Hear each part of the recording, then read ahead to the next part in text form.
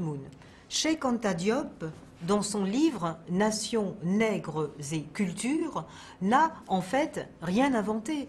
Il cite un certain nombre d'écrits de spécialistes occidentaux qui ont découvert de nombreux vestiges de civilisations brillantes en Afrique et de civilisations largement antérieures à la colonisation.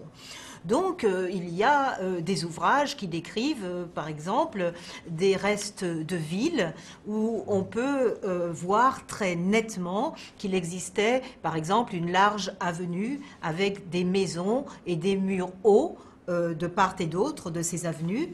Ils décrivent aussi l'existence de pyramides qu'ils appellent tumulus, peut-être parce qu'ils trouvent que le mot pyramide est trop grandiose pour désigner ce que des nègres auraient construit.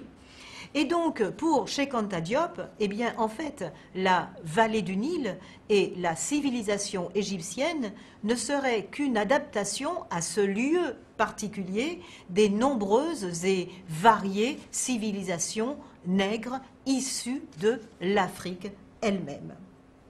Cheikh Anta Diop s'appuie d'ailleurs aussi sur le vocabulaire pour sa démonstration, c'est-à-dire que il montre qu'il y a de nombreux points communs entre les mots égyptiens, entre le vocabulaire égyptien et le vocabulaire wolof, le vocabulaire peul ou le vocabulaire ani, par exemple. Ainsi donc, Cheikh Anta Diop soutient l'idée que, en réalité, l'Afrique n'est pas seulement le berceau de l'humanité, mais aussi le berceau de la civilisation. Et cela semble assez logique parce que finalement, à partir du moment où on parle d'humanité, eh bien, on parle de civilisation. Parce que si on est dans l'humain, cela veut dire qu'on a réussi à dépasser le stade purement animal et qu'on est alors rentré dans le stade de la civilisation.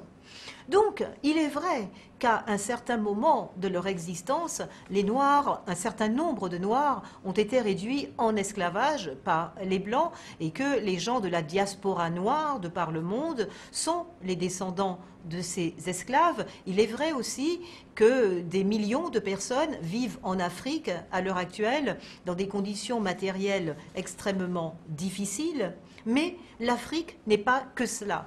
L'Afrique est aussi un haut lieu de la construction de l'humanité. C'est-à-dire que l'Afrique a été peut-être l'un des continents qui a le plus apporté à l'humanité. C'est une véritable mine de richesses humaines et il faut que nous en soyons conscients.